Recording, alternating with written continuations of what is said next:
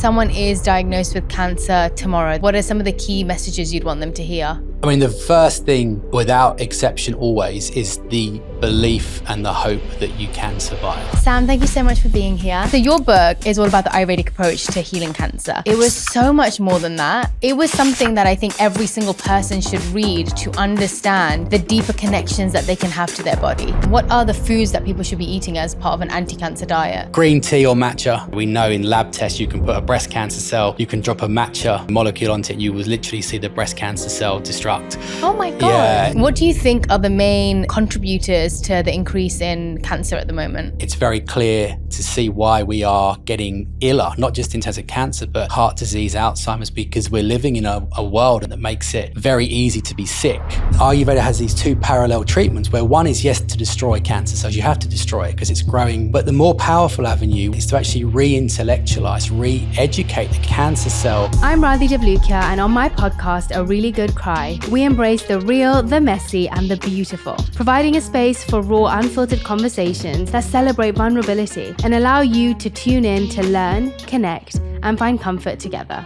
Sam, thank you so much for being here. It's an absolute privilege. Thank you for having me. I'm like fangirling right now because after reading your book and hearing you speak, I am obviously such a fan of Ayurveda, but then to see someone be able to take something that is so beautiful, but also very complicated, and be able to simplify it and create a book, which you have, that allows it to be accessible to so many people in a time that's probably of most need to them, is phenomenal. So I just want to say thank you so much for what you do. Thank you. I am so grateful, and I'm so excited to share this information with as many people as I can that listen to this. So thank you. It's No, thank you. incredible. Yes, it's a real privilege to be here. So thank you for having me on. I really appreciate it. It was so fascinating. Before we turned the cameras on, I was asking you about how you came across Ayurveda. And I would love if you could just share a little bit of that, if you don't mind, with people, just to give context. Yeah, I mean, like I was saying, I was, very, very privileged to come to it very early, in that my family's closest friend, my next door neighbor, but one, was a seventh generation Sri Lankan conventional doctor, homeopathic doctor, Ayurveda, the full framework really. And, long family meals around the table, exploring the spirituality of Ayurveda and the lifestyle of Ayurveda. And that then leading into asking questions around, well, what about in terms of health and how we live and adopt this, and moving into that sphere from, 12, 13 years of age and all the way through really, and having that learning from someone who's lived and breathed it for their whole life, and from a very authentic place, is a seventh generation custodian of knowledge that you can't really find in books and you can't find in training courses. It's something that you have to have absorbed through a very long period of time, and to have been exposed to that from such a young age is something that I'm grateful for beyond words really, because it's allowed me to do what I'm doing now. And what was it about Ayurveda when you first started learning about it? Because obviously from a Western perspective, it can be a little bit far out. What was it about Ayurveda that made you feel like it was your calling, or that it felt like the right path? Yeah, I think it was the breadth of it, in that I've never come across anything before or since that impacts upon every facet of life. There's not one nuanced part of one person that can't be positively impacted upon by Ayurveda, whether that's clinically, whether it's in terms of the spirituality, whether it's in terms of the lifestyle practices, the psychology. I think if we're to fully live lives, Ayurveda talks about this idea of living in the magic, where your life is this unfolding of blissful existence. We can always improve that. And the more I dived into Ayurveda, what I saw was a blueprint for actually facilitating that, not a shotgun, like try a bit of this, try a bit of that. It was all there. It was documented. It was time tested. It was systematic, and it's easy to adopt. I think one of the misconceptions about Ayurveda is that it's so restrictive and so complex. And I think that's probably how it's been misconstrued in the West, because it's not, is it? It's simple. It's commonsensical. It's holistic. And it was that breadth that really grabbed me initially, because I wanted to, the more you learn, the more you want to know. And if I live to be 100, it'll never get there, because there's always more questions to ask. I love that. Yeah, well, when I first came across Ayurveda, I just fell in love with the fact that it helped me understand myself better. It wasn't it was technical, but in a sense of, hey, the more that you tune in, the more you know, the more you can heal. Yeah. And the more that you tune into what's around you, the more you can heal. And so it really was this guide to life and living and actually being present and conscious in the moments around you. Yeah. Whether it's in relationships, whether it's your relationship to yourself, whether it's your relationship to your environment, it's so incredible how it encompasses, like you said, every single part of this world in some way. Yeah. And I think that's why one of the analogies I always give is, people often always ask me, quickly, what is Ayurveda? And you could provide, the standard answer. But the way I always articulate it, I always think about it was almost like a car service manual. If you drive a Ford and you take it in for its annual service, which you have to do to keep the car in tip-top shape. Yeah. If you take it to a Mercedes garage with the wrong manual, you're not going to be able to help it. It hasn't got the specific requirements. And that's what I think with our bodies, what's great for you is not going to be great for me. And how do we transform our health and optimize our well-being and our quality of life unless we do things that are unique to us as individuals, to the service manual that's unique to my body, my metabolism, my needs, my dreams. And that there's never going to be anyone else with the same idiosyncrasies as you or I. No. So we have to acknowledge those and take them into account. And Ayurveda is the primary blueprint for how we customize and individualize every part of us. And that power is, I think, if people understood that power of individualized life transformation that Ayurveda gives you, people will be clamoring down the doors to adopt it. They are. I know it's increasing, but you want more and more people to know about it, don't you? Yes. It also takes a level of wanting to be actively participating in your own health. And I think from a young age, I speak about this a lot, but I think from a young age, you're kind of told to put your health into other people's hands, and it kind of takes away your power to heal yourself. Massively. Or to understand your body, because as soon as you get a cold, I'll go to the doctor. As soon as you get any even small thing that happens in your body, you're kind of told you're not equipped to handle this. So go to somebody else who knows. And of course there are professionals, but I think a basic level understanding of your own body can help you to prevent and heal so much more than we think we're capable of doing. Yeah. Our body's so powerful. We just need to unleash it. Exactly. So your book is all about the Ayurvedic approach to healing cancer. And I was so fascinated by so much in it, because as much as it was about cancer, it was so much more than that. It was something that I think every single person should read to understand the deeper connections that they can have to their body, to understand the energetic abilities of the things around them, their thoughts, their actions, how it impacts their body to a cellular level. So actually, yes, this is a book about cancer, but I would say to anybody listening, it is way more than that. And you will get so much that you need to learn about your own body and your own life that will take you beyond just having an illness, in my opinion. And so thank you for writing that. It was phenomenal. But I would love for you to maybe describe, I don't know whether there is a simple way of doing this, but in Ayurveda, how is cancer understood or framed differently to Western medicine?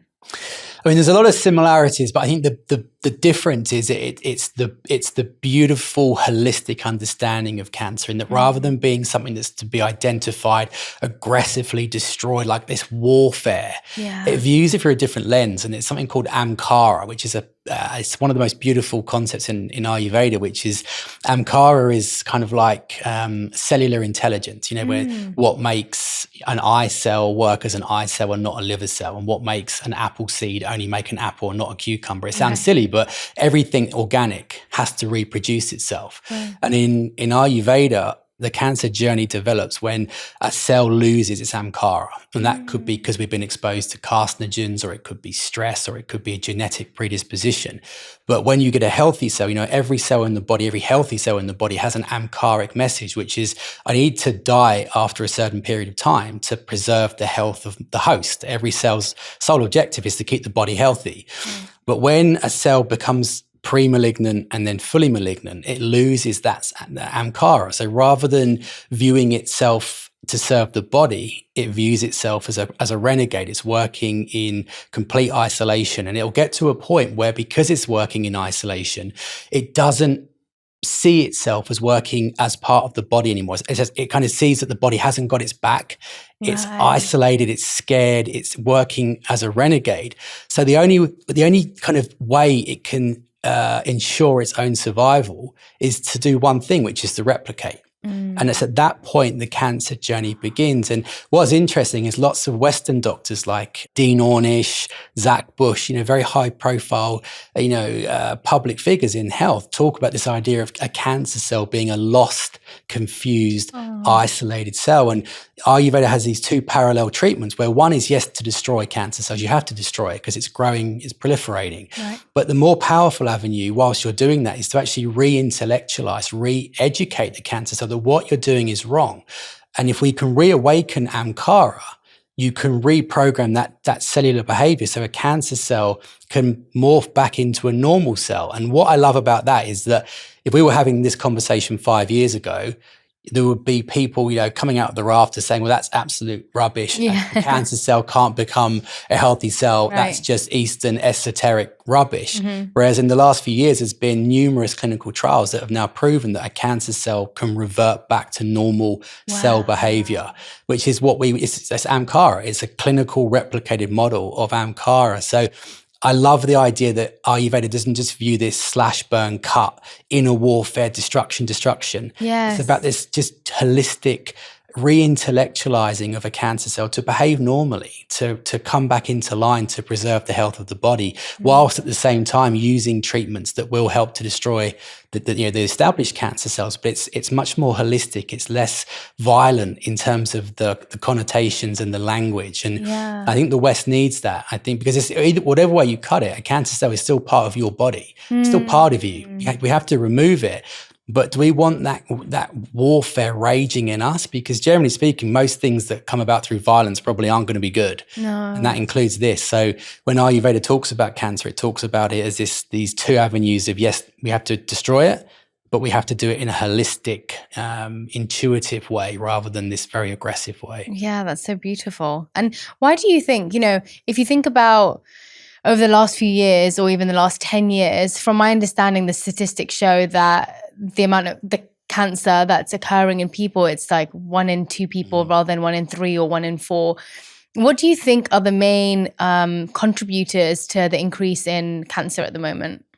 I think lifestyle and environment. I mean, the data's pretty clear that around between 70 and 80% of probably all cancers have their origin in what we do and what we don't do, for better or worse. And I think you look at the pediatric cancers, the prevalence is going through the roof, and they typically don't have the stress that adults have in terms of mortgages and I know some kids obviously do have stress, but generally speaking. And I think, you look at diets, you look at the kinds of foods people are fueling their bodies with, you look at the circadian disruption we're exposed to, and I think if you actually look at it, it's very clear to see why we are getting iller, not just in terms of cancer, but heart disease, Alzheimer's, because we're living in a world and we're living in an environment that makes it very easy to be sick and very, I think, quite hard actually to be well. You have to be very aware of what you're doing. And so I think environment, I think lifestyle, I think, including diet are the big players for sure. And you spoke about reprogramming these cells. And so if someone is diagnosed with cancer tomorrow, they find out that they're diagnosed with it,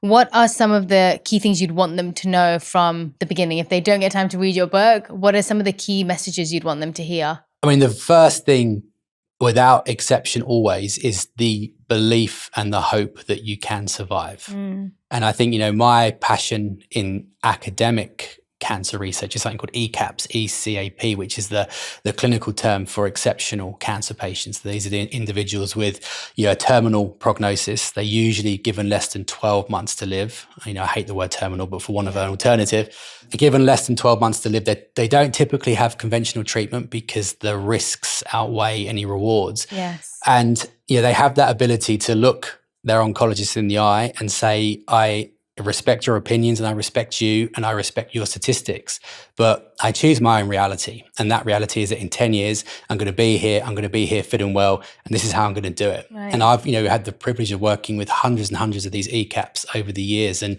the single biggest predictor of what allows someone to become exceptional is the belief that it can be done. Wow. And that's true whether you've got stage 1 localized cancer or stage 4 incurable cancer. You have to cultivate a belief and a mindset that I can overcome this, because we know that you could be using the best diet and the best chemotherapeutics and the best this, the best that. But if the silent whisper in your cells is, what's the point? I'm going to be dead in 12 months. So all the other things are vital. In some cases, they're mandatory. But unless you get your headspace into a place where you genuinely can look yourself in the mirror and say, I can overcome this, I don't think you can get the level of success or the level of potential that you could otherwise get. So hope and belief are always the first things to cultivate. Get that set up and then go again. I've heard you speak about the molecules of emotion. Yeah. And I would love you to explain that, because I thought it was so powerful when I read it, and how your mind and what you think actually affects you at a cellular level, and that's been proven.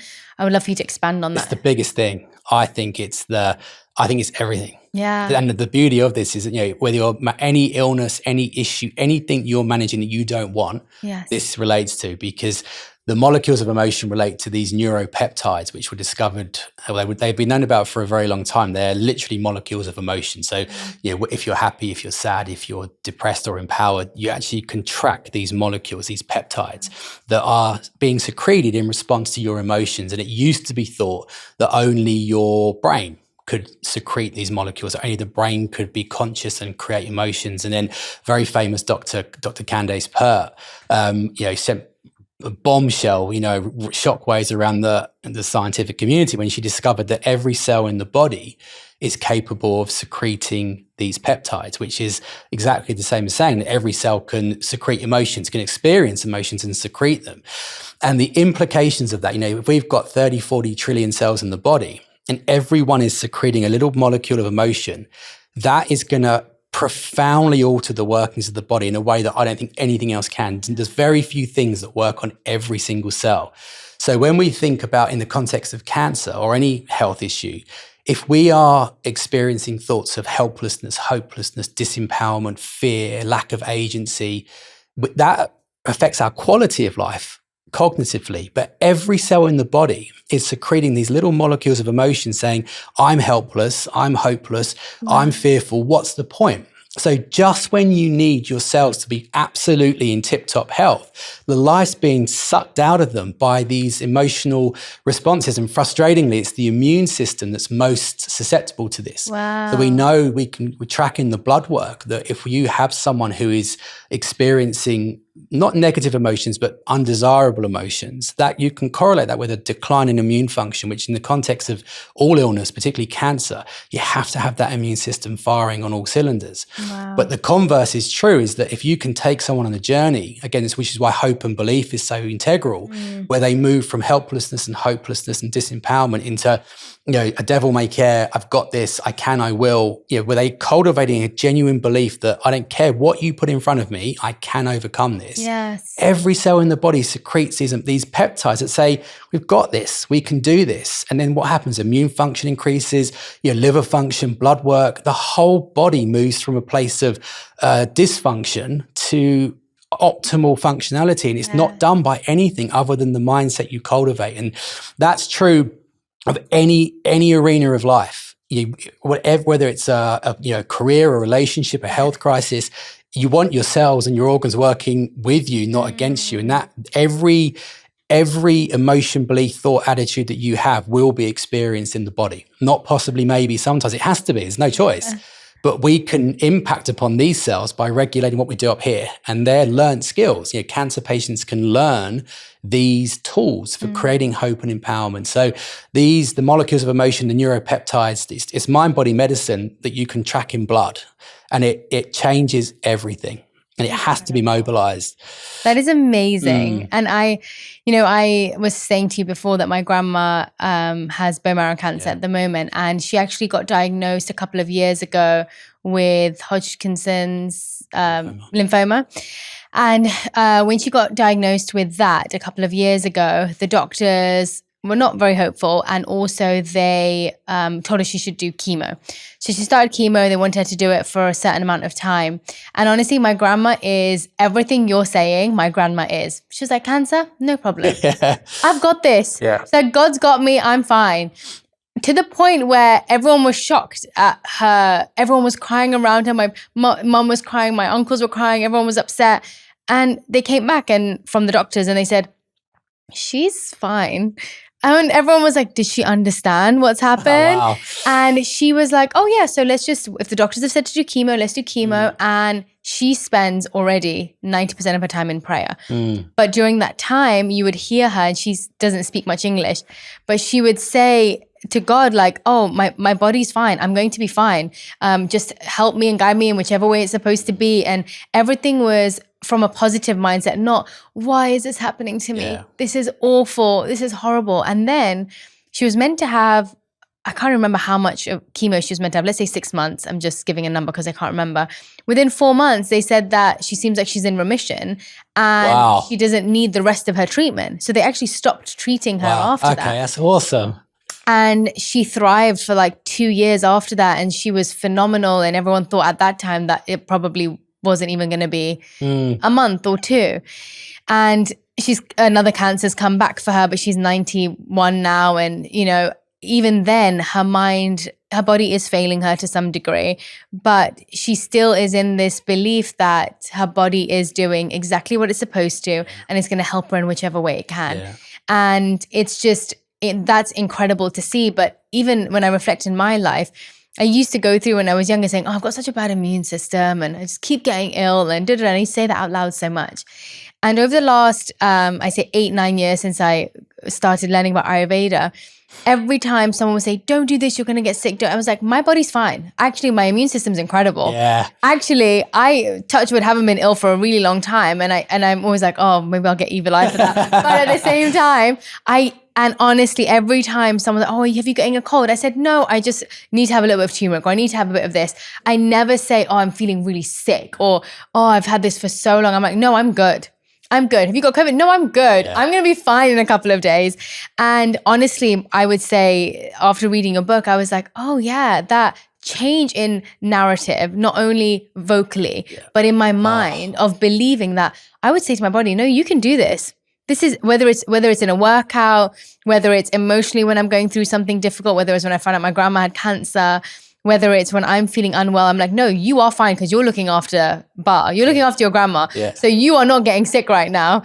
And honestly, I feel like that mindset has completely shifted how my body reacts to things. It has to. There's no choice. I'm not giving you any choice. No, and that's the power of it. It's not up to the cells. The cells are just taking the cues from you. Right. And there are external variables. Of course there are. Yeah. There's germs and there's this, that, and the other. But the bottom line is that the way our cells work are governed by the way we think and how we fuel them. And both of those we have autonomy over. Yeah. So we have, and you can see so many situations in clinical medicine where the whole thing is set up to make us fail. You have cancer, you go through treatment, you're told you're in remission. What does that actually mean as a descriptor? It means you're waiting for it to come back. Yes. Why not say you don't have cancer? We're going to just track you over the next 5 years. The remission, the subconscious is you've done well, but it's going to come back. It's that subliminal. We're waiting for it. And people do. They're always in that fear, aren't they? Whereas why not on your big pat on the back? Okay, the cancer's gone now. We're going to track it for the next 5 years. Hopefully it will stay gone. There's a chance it will come back. If it does, we'll manage it. But at the moment, you don't have cancer. And that's all we need to know. And it's those subtle differences. But the way that plays out in the way our cells work is profound. So, that inner narrative, I'm feeling tired, I've got a cold coming, I've got no energy. It's just reinforcing it. Whereas get out of bed and say the opposite. Say, I feel sprightly, I feel vital. Exactly. It's transformative and it gives agency. We claw back control, which is what we need. When you're living from that point of waiting for something to come back, really what you're doing is inviting it. Yeah. Because if you're thinking about it in that way, that mindset of, oh, eventually it's going to happen, or the fear actually ends up inviting that thing that you're trying to keep away because you're thinking about it in that way. Yeah. You're inviting it back into your life when you have that mindset of eventually. Even if it's at the back of your mind. Still there. It's still there. And then, in clinical research, it's called a nocebo. Placebo is where you get a good response from an expectation.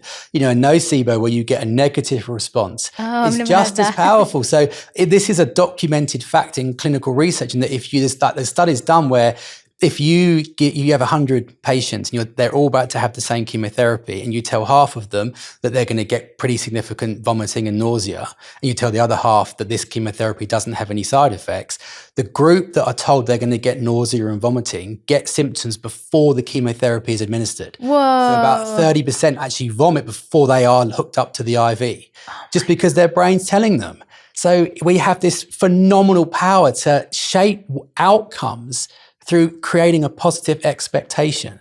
So, and when we listen to narratives, we listen to the way husbands and wives talk to each other or to kids or to parents about health and expectations in life, it's all imprinting a message. Yeah. So it's so powerful. And would you say that this is applicable to, I know you mentioned it before, but any stage of cancer at any point? And I'll add on to that, would you say that it's enough for some people to not even have to go through the conventional medicine in terms of chemotherapy, or do you believe that it should be both together? I think that sticky ground there. I mean, I think, Just curious. I think the integrative, the Ayurvedic model, it can be used fully alongside conventional treatments. I think the decision to have conventional treatment is fully individualized. The only thing I always emphasize when people talk about having chemotherapy is to be absolutely clear on the outcome. Yeah. Is it palliative? Is there no hope of cure? And if there's no hope of cure, is the benefit to lifespan going to justify the quality of life deterioration you're going to get? If it gives you an extra 4 months, but that 4 months is in bed, feeling really unwell, you have to weigh that up. So the Ayurvedic approach to cancer can be used fully alongside conventional care. Yes. The decision around what that conventional care looks like needs to be based upon individual, circumstances. But I think in terms of at what point does this, how far can you take this? There are cases, I've seen one and I've read dozens of people in hospice care who have been admitted from home care into hospice care, which means statistically you've got probably less than 10 days, who have got up and walked out of there, walked back home, gone back into recovery at home and are alive, the person I know, 7 years later. Whoa. So even when you are at end of life care, there is the potential for the body to fight back. And that's not saying, what I'm not saying is that everyone who's got stage 4 terminal cancer can survive. But what I think the most important message to propagate is that everyone has the potential to. Not possibly, maybe sometimes. There isn't one cancer that someone with a terminal prognosis hasn't survived from. It hasn't become an ECAP, not one. So if you're listening to this and you've got stage 4 stomach cancer and you've been told you've got 6 months to live, the potential for you to write a different script is there, unequivocally. It's just lining it up to allow that to give you the maximum chance. And that's why that hope is so powerful, because when all hope has been taken away, the most important thing you can do is rebuild it. And that the ECAP research is so important because it provides you with a documented clinical case study of there's someone with my diagnosis, my prognosis who has done it. It becomes a clarion call for, well, if they've done it, why can't I do it? Exactly. And that changes everything again. So the ECAP work is, if I was diagnosed or living with a terminal cancer, I'd want to know that someone has done it. I was just thinking that, whereas most of the time you're told, this person lasted this long, or you're told time frames that are negative. But what if at your diagnosis you're told, you know what, we've had this many people that have gone through this and they've made it. And even if it's a smaller portion than that haven't, just hearing that before you hear how many people don't make it, game changer. Instantly, the whole outlook of what you expect changes, and that expectation changes what happens. It's that self-fulfilling prophecy. And there needs to be a change in the way information is given in clinical context, so that infuses hope rather than hopelessness. Out of interest, it's just for my personal knowledge, have you seen people heal holistically without using any Western medicine? Yes. Oh, interesting. So quite a few. So I used to run cancer survivorship groups at Crawley Hospital, and there were 3 people that stand out there: one with liver cancer, one with prostate cancer, and one with breast cancer, who, for a variety of reasons, decided to not opt for conventional treatment, given less than 8 months to live. And all of them I don't think they are now because I lost touch with them, but 4 or 5 years down the line, they were all fit well. They still had active cancer in their body, but it was contained. It was pretty, So, most ECAPs have gone through conventional treatments in some contexts, but I've seen people become ECAPs without it. Incredible. Yeah, for sure. So how does cancer develop in the body? Is it something that develops over time, or is it something that's triggered, or both? I mean, I think the latency period for cancer is actually quite long. And that's in terms of prevention, that's our biggest weapon, because I might be diagnosed with prostate cancer tomorrow, but actually the changes that facilitated that probably occurred 5 or 6 years ago. If you look at the duration, the latency, it's usually between 3 and 10 years, depending on the cancer. Right. So from the first subtle change to actually a fully diagnosed. So at that point, if we adopt, dietary, lifestyle, behavioral practices that have anti-cancer impacts preventatively, it's profound. But, interventionally, some cancers can come about very quickly, but most cancers, they do have this very long embryonic, period. Yeah. Yeah. And you talked about reprogramming these cells. Now, for someone who doesn't have cancer, but wants to live a preventative lifestyle, what are the foods that people should be eating as part of an anti-cancer diet? Again, breadth is the biggest thing. I mean, there's a hierarchy of foods. Some are the absolute heavyweight celebrities like green tea and turmeric. But the key with anti-cancer nutrition is synergy.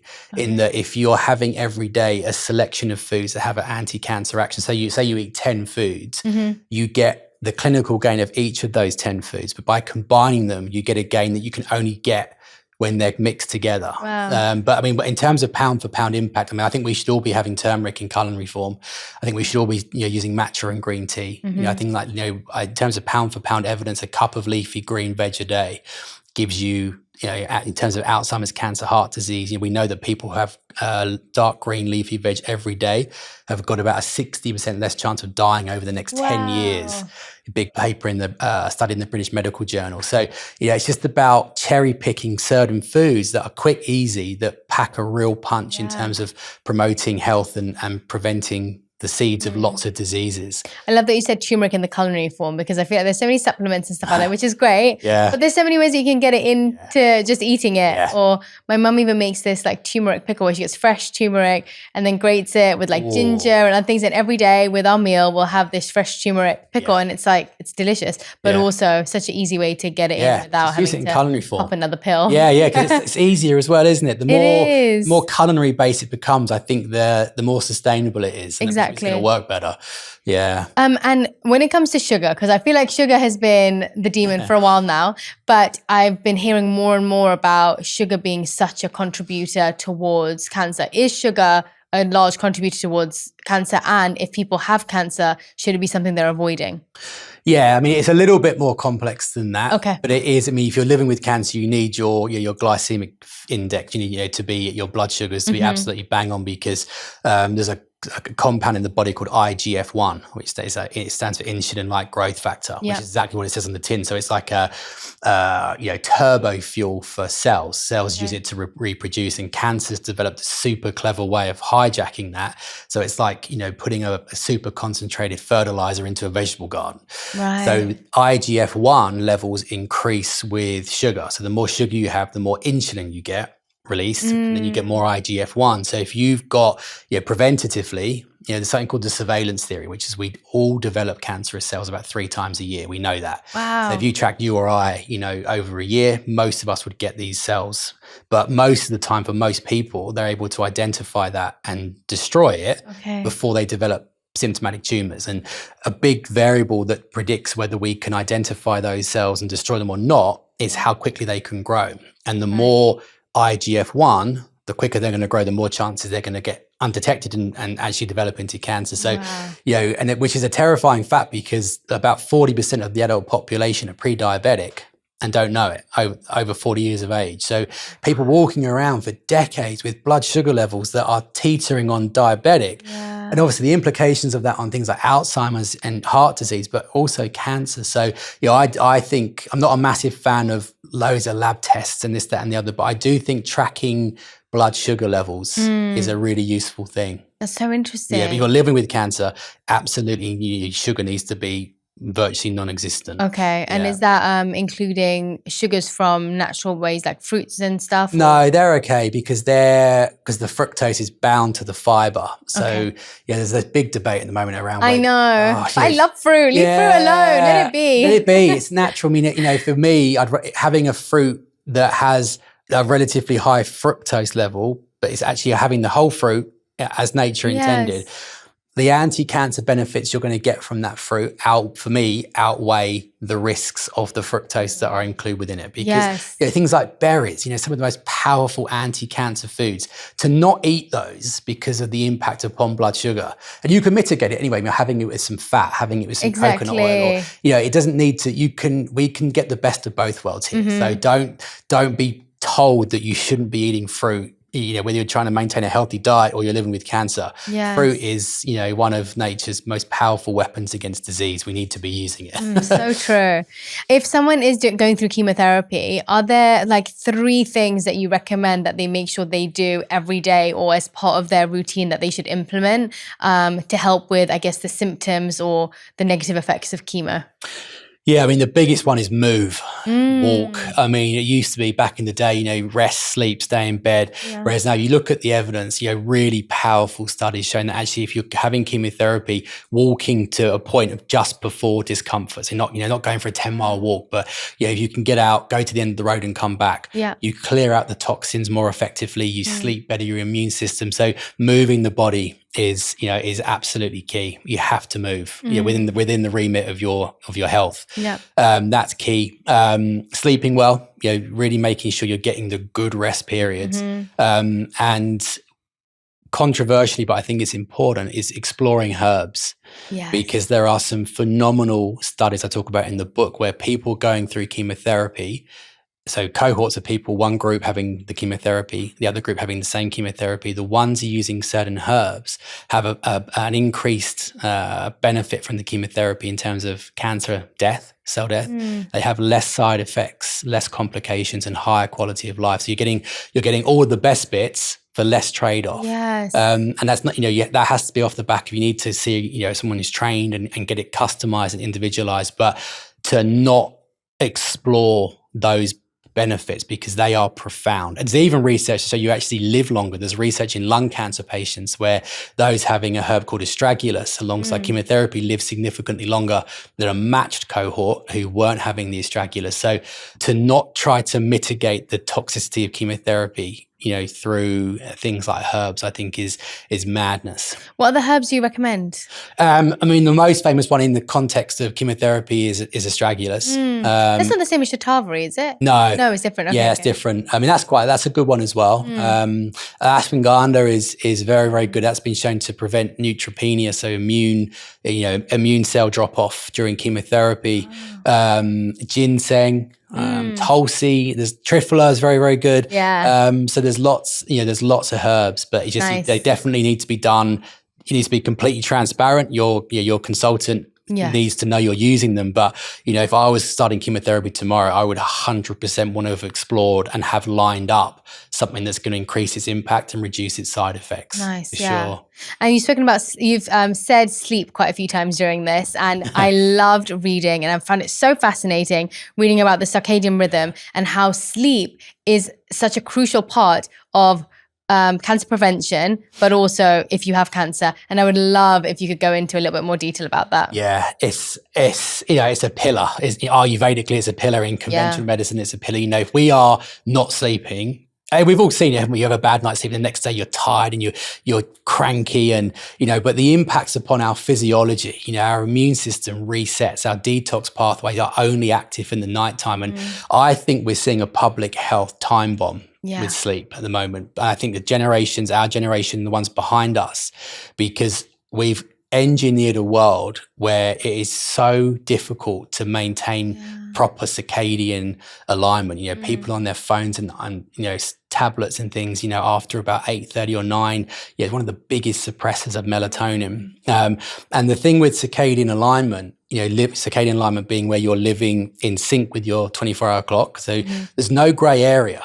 You're either aligned, which unleashes health, or you're out of alignment, and that is a fast track to getting sick and dying early. It is catastrophically bad. You look at things like Alzheimer's, very, very clear links to circadian dysfunction. We know that people with cancer, there's been studies done showing that if you have cancer and you maintain circadian alignment, you live longer than a matched cohort who don't. We know that cancer cells actually respond to the circadian clock, to light and dark, and, you know, getting up at the wrong time, eating at the wrong time, going to bed at the wrong time, not sleeping enough, all of these things.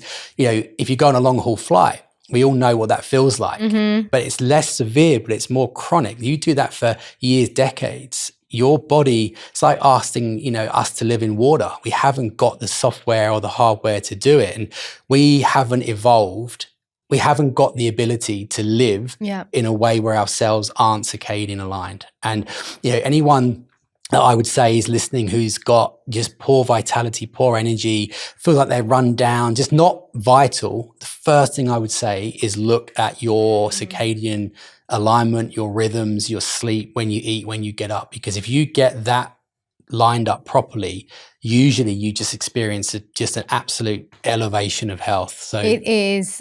I notice it throughout my life. When I was at uni, my mum would say, "Don't go out another night. I'm telling you, you always get cold sores." As soon, like I grew up with cold sores, and so my mum would say, "If you do one more night, you're gonna get a cold sore." I'm like, "No, I'm fine." 2 days later, lack of sleep, my immune system would be telling me. I never drank alcohol through my life, but I always say when I've had 2 days without sleep, I'm like, this is what it must feel like to have a hangover, because I'm so much more hungry of things that I shouldn't be eating. I feel groggy. My head's hurting. I notice my immune system dip. My digestion is different. Even over these past few weeks when have had an odd schedule because of my grandma, I have noticed such a difference in my ability to function. And so if I'm physically unable to function, I can't even imagine what's happening inside. And this is the thing. The power of this is that every cell in the body, it's like the peptides. Every cell in the body has a clock. So if we're out of alignment, it's not like it's just affecting our cardiovascular system or our muscles.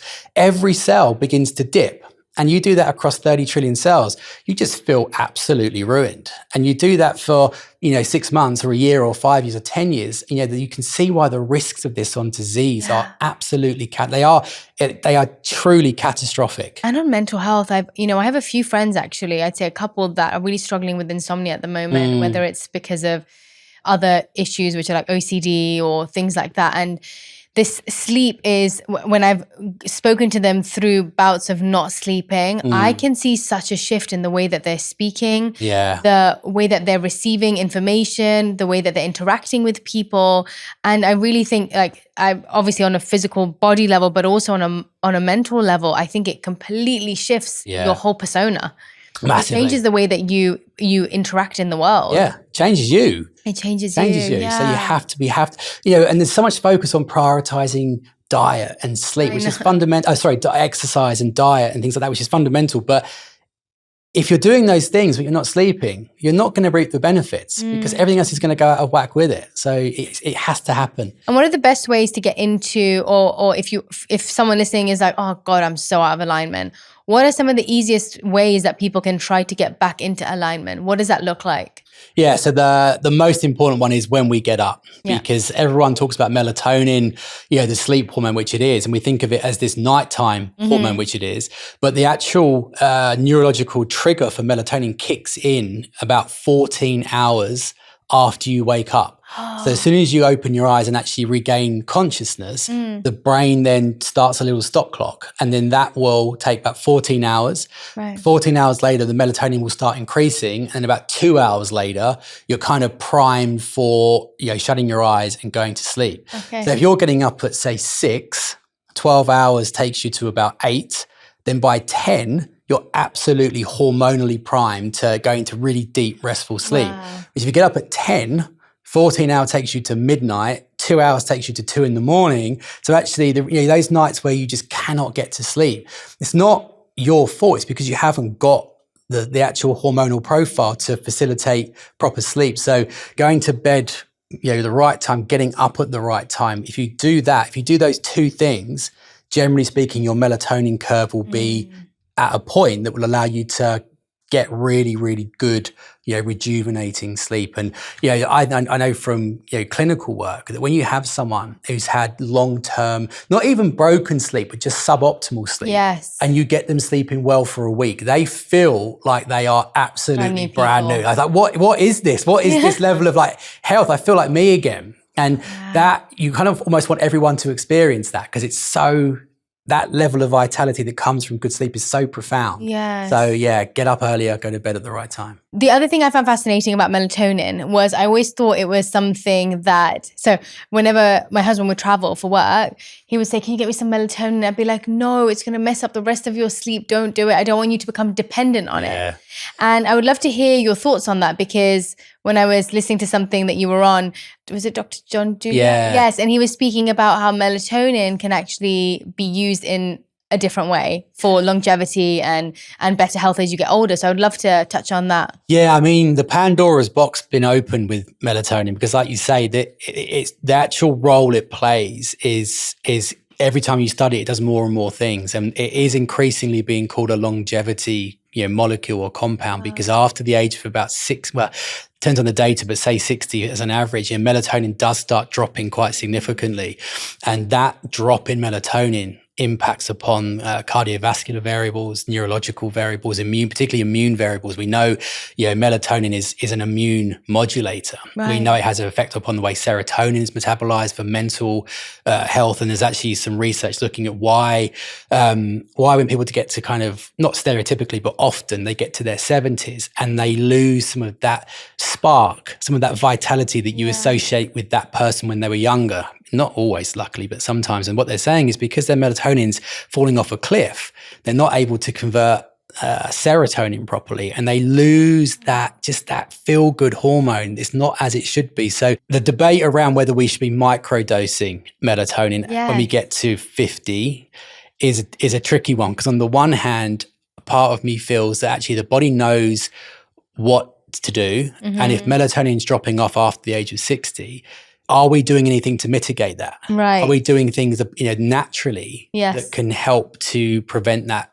being so disastrous? Because that's an evolutionary, response. Exactly. Our body really, after the age of about 45, the body doesn't really care about us, because we've reached the end of reproduction. And as far as it's concerned, it's done its job, which is why 45 is the real watershed. If you look at the aging profile, from 45 onwards, it's a really big nosedive unless you do something. It's because the body doesn't care anymore from a genetic evolutionary perspective, and melatonin falls prey to that. But that doesn't mean it hasn't got pathways to mitigating that. So we know that if we regulate sleep properly, someone in their 70s, 75 can have the melatonin profile of someone who's 35. Wow. So actually, does that mean, is it that Western hazard of something goes wrong, let's just shore it up with a prescription, that quick fix, simple solution? Or is it a case of actually, how do we biohack this almost just in a very natural, inbuilt way? And I've looked at it quite a lot since speaking to Dr. John, and I do feel there's enough evidence to show that you can maintain optimal melatonin profiles into your sixth decade and beyond without having to supplement. Wow. And I'm not unequivocal on that, but I do feel, and I subscribe to the kind of the wisdom of the body. Yes. And that anything that goes wrong, the body has a pathway to prevent that or to manage it. And something as central to melatonin, I struggle to believe that there's not a system for keeping that optimal as we age. And again, the fact that in Ayurveda, ojas is such a beautiful and integral concept. And I'm convinced that when the founding fathers of Ayurveda were talking about ojas, what they were actually looking at was melatonin, because the two are so similar in what they do. And there are so many things that boost ojas, and the things that in the Western context boost ojas are also proven to boost melatonin. So I don't know, I absolutely subscribe to the role that melatonin plays, but whether that requires the need to artificially dose it, I'm not convinced. Well, for anyone who doesn't know what ojas is, it's the vitality in the body. It's like what's produced, the nectar that's produced in your body that gives you the glow, keeps your body feeling energized and vibrant. And anything else that you'd like to add to it? Yeah, just oomph, isn't it? It's just, the oomph. Yeah, yes. Bright-eyed, bushy-tailed, jumping out of bed and looking starry eyes. Yeah, all of that. Everything, we all aspire to it. You think that anything you aspire to in terms of your health, appearance, ojas will help you facilitate that. And what are those things or foods that help to increase melatonin or adjust in the body naturally? I mean, again, coming back to herbal medicines, they have a massive role to play. You know, the tonic, the rasayanic herbs, like ashwagandha, you know, so powerful in that context of bolstering, you know, ojas. And these, you know, even things like dates, you know, medjool dates, nuts, you know, raw honey. You know, these are all anabolic foods. You know, after the age of, again, 45, you know, before 45, the body is anabolic. So it's repairing, it's rejuvenating, it's strengthening.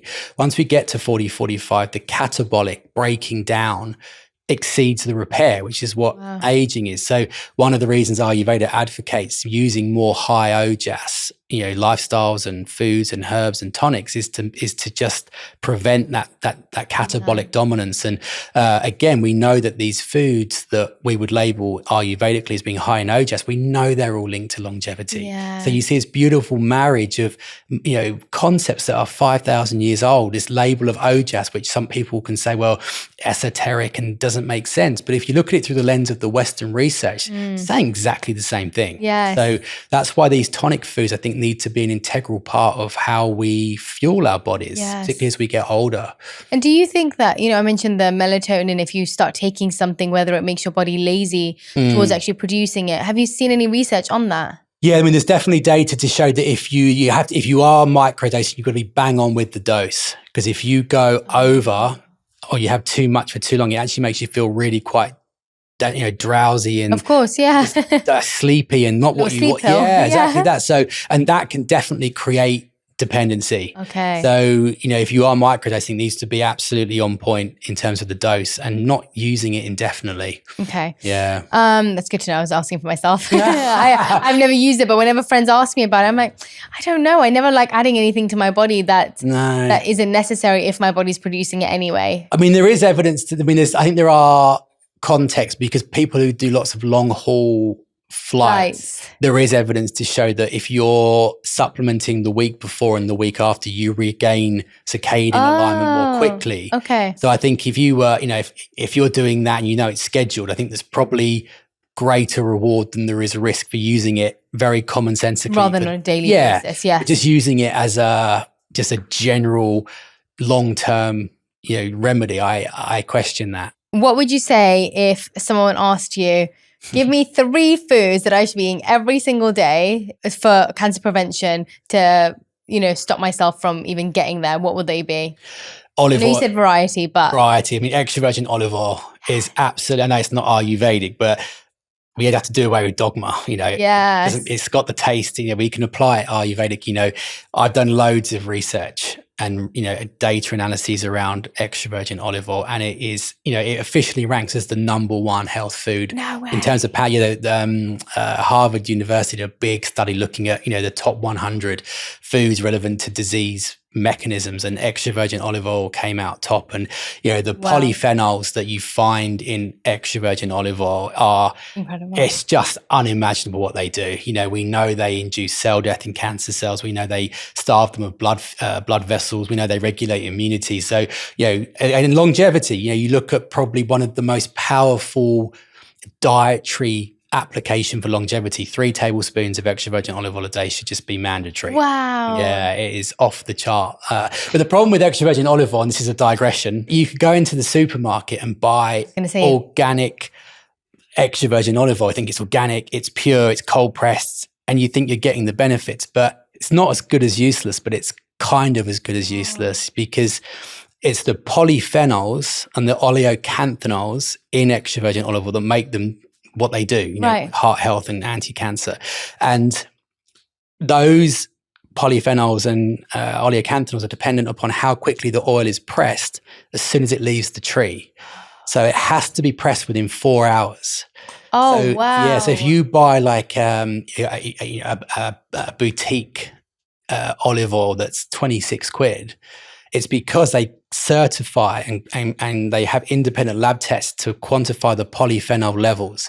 So that means that when you use it, you're getting the benefits. But when you're buying how can you get organic extra virgin olive oil for £7? Yeah. Because they've sat in a warehouse for 3 days oxidizing. So actually, if you look at the polyphenols, they're not negligible, but they're not going to have a clinical impact. So in terms of an investment, you can look at it and say, okay, it's £16 and that's a lot of money.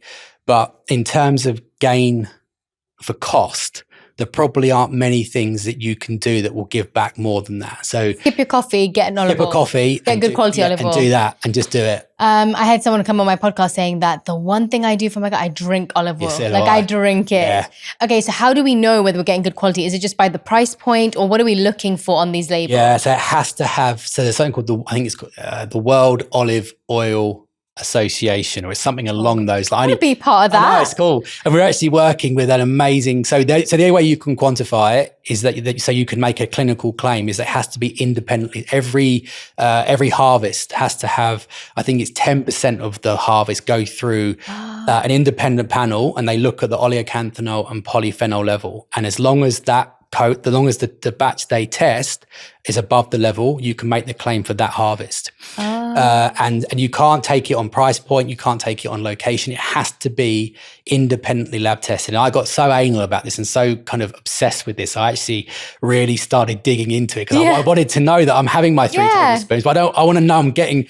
And we actually found an amazing company. They're amazing husband and wife team. They're Greek. They're Greek immigrants, and they have a company called Back to Roots. And I found them, and I was like, you guys are amazing." They would tell me their story, and they've got all the lab testing, everything. So, and I'm not. There's no conflict of interest. I'm not invested in them. But I just use them. And what I love about that is I have those that have their oil at home. And when I use it, just psychologically knowing that it comes from organic groves in the middle of Greece, it's been lab tested. I know that I'm getting exactly what I need to be getting to harness all of these benefits. And I love, psychologically, that's, I think, very powerful. Yeah, it really is. So I'm going to get me that olive oil. Yeah, I mean, okay, good to know. Yeah, so having olive oil every day is, and also for things like aesthetic, aging, hair health, skin health, joints, like staying nice and fluid as you age, arthritis, mobility. Olive oil is just the gift that keeps on giving. Alzheimer's prevention, it's good for arthritis as well. Brilliant for arthritis. I've been trying to get my dad has rheumatoid arthritis, and I've been trying to get him to put on weight because when he was going through treatments, he lost a lot of weight. Okay. And the one thing I've been trying to get him to do through putting on weight, I was like, drink olive oil. And he's like, I can't drink olive oil. What about the fat? I was like, it's good fats, just drink it. Yeah. And I'm going to tell him. Yeah, just drink it, guzzle it. So that's... Someone told me that you need to be drinking that olive oil, Dad. So I think in terms of gain for effort, that's absolutely number one. Okay. It was 3, wasn't it? If you have another 2. Green tea or matcha. Yes. Yeah. I mean, that's pushing olive oil in terms of impact. We know it kills, particularly in breast cancer, we know in lab tests, you can put a breast cancer cell, you can drop a matcha molecule onto it, you will literally see the breast cancer cell destruct. Oh my God. Yeah, they've done it in ovarian cancer cells, they've done it in brain cancer cells. It is kryptonite for cancer cells. So drinking a couple of cups of green tea a day or a shot of matcha a day, it's super quick, it's super easy, it's not difficult. Again, this is playing the long game. Yeah. Do it every day or most days, most years, long term. You can see how these people get 8, 9, 10 decades of life, and they're not falling prey to these illnesses because they're not let their body get to a place where those diseases can establish. It always not shocks me, but upsets me that people look at people who are in their 90s and 100s and are amazed at what they've done. It's brilliant what they've done, but we should all be expecting that as our right, as our birthright, because it's there for us. We just need to line things up so that we maximize our body's ability to not fall prey to lifestyle-based illnesses. So matcha and green tea, and I'd come back to dark leafy greens. Yes. Crucifers, So all those aesthetic matcha trends on TikTok are right. They are, guys. Keep on with the matcha. Yeah. You mix it into olive oil. Yes, perfect combination. What do you think are some things that people don't actually realize are contributing to cancer, but do, like the undercover ones that people don't notice? Maybe that is known about, but I think underarm deodorants are a massive one, because if you look at the breast cancer prevalence, charts and you look at it upon the mass popularization of aluminium-based deodorants, they track each other almost perfectly. Because you think about, under your armpits, you've got all the lymph networks, you've got the very dense microvascular networks, and they're delivering straight into breast tissue. They're hormone disruptors. So I think, using pure natural non-aluminium based deodorants is key.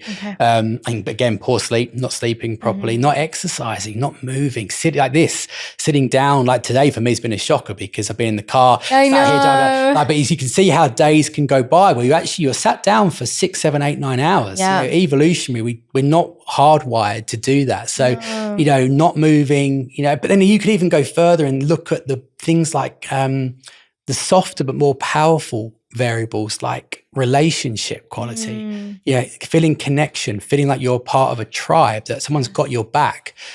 That's been shown to be, more impactful upon health than things like smoking or sedentary behavior. So it's just about creating an environment around you where you're nourishing yourself, you're stimulating, you're from the moment you get up to the moment you go to bed, you're nourishing yourself in the fullest fullest sense of that word. I think, and we're often not doing that. I know, and it sounds so simple. I think health is. It's like, duh, of course I want to do that for my body. Yeah, I think. And then I used to see a chocolate bar. Yeah, I know, but it's moderation, isn't it? I think you're having that, chocolate bar, as long as what you're doing the rest of the time is good. Exactly. I think moving 80-20, guys. 80-20 rule. I live by it. 80-20, exactly that. Yeah. Do you? What about microplastics? I was going to ask about that. That's why I'm such a huge advocate of saunas. Yeah. Oh. Yeah, because I think again the microplastics, we've scratched the surface of what's coming in the years to come in terms of the implications of this. Because particularly things like Alzheimer's, Parkinson's, neurodegenerative diseases, they are building in the brain, and the only real way of getting them out, the most effective way, is sauning. Really? Pathologists say they can see in the brain of someone if they've sauned regularly or not from the structure of the brain. Sauning, Is there specific sauna, any kind of sauna, or like infrared, or? I think the jury's out around infrared. And the kind of the radiation not being good. I knew it. Yeah. I'm always skeptical about it. I'm not convinced. I just use this. I mean, we've got a traditional sauna that we 3 a week, 20-25 minutes, 80 degrees. The evidence is absolutely clear. Wow. Yeah. So so infrared is maybe. Well, I haven't got hard data to support that. Yeah. Okay. But I just feel commonsensically, how could it be good for you? You're in this very tiny space. It's enclosed. It's high frequency. I just don't want to wait for the data to come out. I don't want to risk it. I don't know where that came from. Yeah. Who created that? Who created infrared? I know, it's a bad idea. Is there research done about women and what kind of materials that they wear linked to breast cancer or prostate cancer and the type of... Yeah, there's links with hormone disruptors. Yes. Yeah, and there's breast cancer. The society have done quite a lot of research around, synthetic nylons, and obviously they're on your skin. Our skin is very absorptive. Whatever you put on your skin, you're going to absorb through. It enters the blood, it disrupts hormones. So it's like anything, just stripping it back, just going skincare as well, isn't it? Skincare is these TikTok trends of these teenage girls, all these beauty products. I dread to think what's going to come in years to come. So absolutely has to be. Yeah. Okay, so basically everyone just stay at home, eat your greens, drink some matcha. Be active, be happy. Be active, exactly. Yeah, and be happy. Be happy, just live fully, enjoy life. Just, live in the magic.